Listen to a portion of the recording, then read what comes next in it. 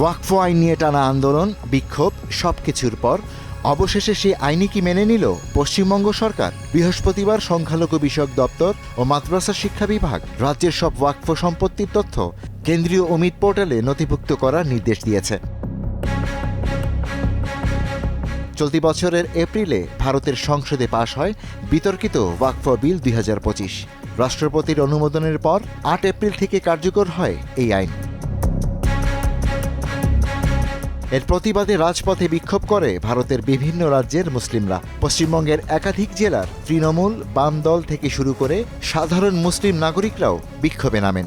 কোথাও কোথাও ঘটে সহিংসতা, এমনকি কয়েকজনের প্রাণহানিও ঘটে।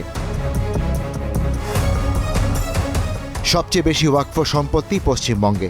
রাজ্যের মুখ্যমন্ত্রী মমতা ব্যানার্জি বলেছিলেন, পশ্চিমবঙ্গে ওয়াকফ আইন মানা হবে না। সেই মমতা সরকারই এবার কেন্দ্রীয় নির্দেশ মেনে তথ্য সংগ্রহ ও আপলোডের কাজ শুরু করেছে।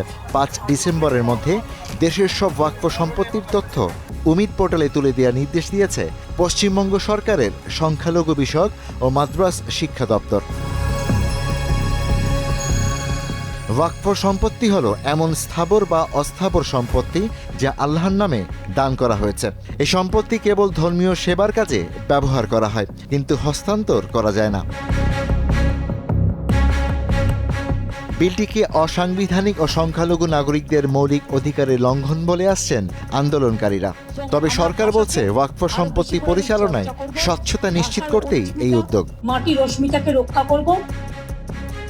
বিজেপি নেতা শুভেন্দ্র অধিকারী বলেন, মুখ্যমন্ত্রী দ্বিচারিতা করছেন। মুখ্যমন্ত্রী অন রেকর্ড বিধানসভায় দাঁড়িয়ে বলেছেন যে ওয়াকফ অ্যামেন্ডমেন্ট বিল পাস হলেও বিজেপি রুল রাজ্যে কার্যকর হবে, পশ্চিমবঙ্গে কার্যকর হবে না।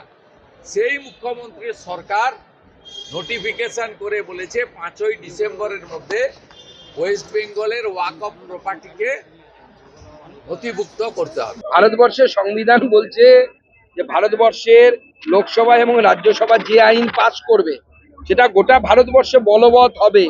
আটকানোর ক্ষমতা মমতা বন্দ্যোপাধ্যায়ের নেই, মমতা বন্দ্যোপাধ্যায় ঠাকুরদার নেই, মমতা বন্দ্যোপাধ্যায় তো দূরের কথা। সাবেক কেন্দ্রীয় মন্ত্রী ও কংগ্রেস নেতা অধীর রঞ্জন চৌধুরীর আশঙ্কা আরও গভীর। মুসলমানদেরকে ম্যানেজ না করলে পশ্চিমবঙ্গে ভোটে জেতা সম্ভবই, তাই জন্য ম্যানেজ করার চেষ্টা করছে। 30 থেকে 35% মুসলমান, তাদেরকে বাদ দিয়ে পশ্চিমবঙ্গে ভোট যেতে যাবে, এটা তারা জানে যে জেতা যাবে না, তাই হয়তো মুসলমানদেরকে ম্যানেজ করার চেষ্টা করছে। তাদের স্টাইল পলিটিক্স এটা। ওয়াকফ আইন বাস্তবায়ন হলে রাজ্য সরকারের রাজনৈতিক ফল কি হবে?